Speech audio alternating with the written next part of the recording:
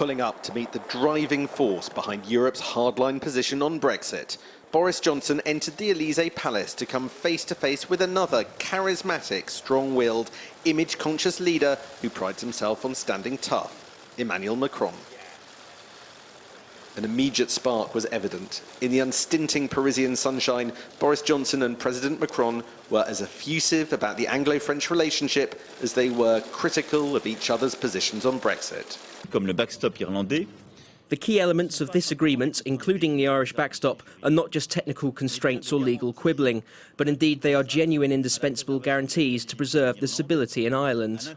The commitment to the indispensable guarantees of the withdrawal agreement put a dampener on those who had believed, possibly wrongly, that Angela Merkel had opened the door to big changes the day before.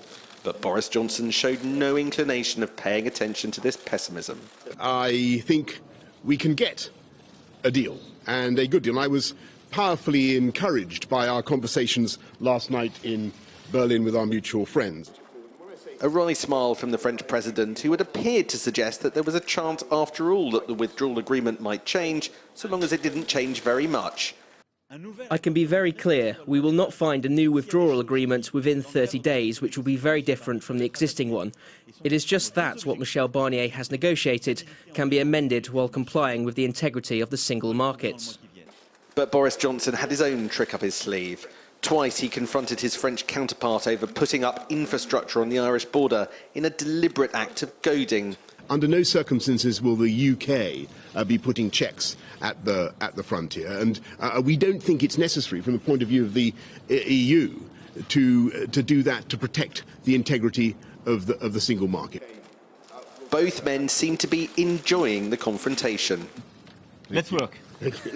An optimistic flourish that came amid signs of Brexit fatigue across Europe as countries increasingly see no deal as the most likely outcome. In Berlin yesterday, Angela Merkel concentrated on relationship building with Boris Johnson, constructive dialogue, and injecting some sense of optimism into discussions. Here in the Elysee Palace, President Macron and Boris Johnson went straight for the most difficult issue of all, the Irish border and how to police it. On that, there was no sign of a meeting of minds. At one point, President Macron acknowledged he seemed like the hard man of the EU gang, but the body language at least suggested that Boris Johnson was very at home in his company.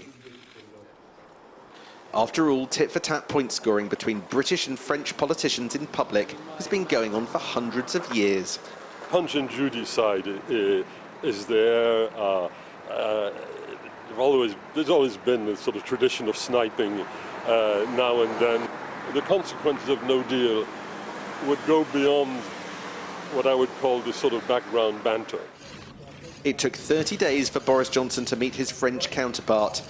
As the time came to say goodbye, they seemed suddenly inseparable, both men determined to show their enthusiasm for the cameras. Sam Coates, Sky News.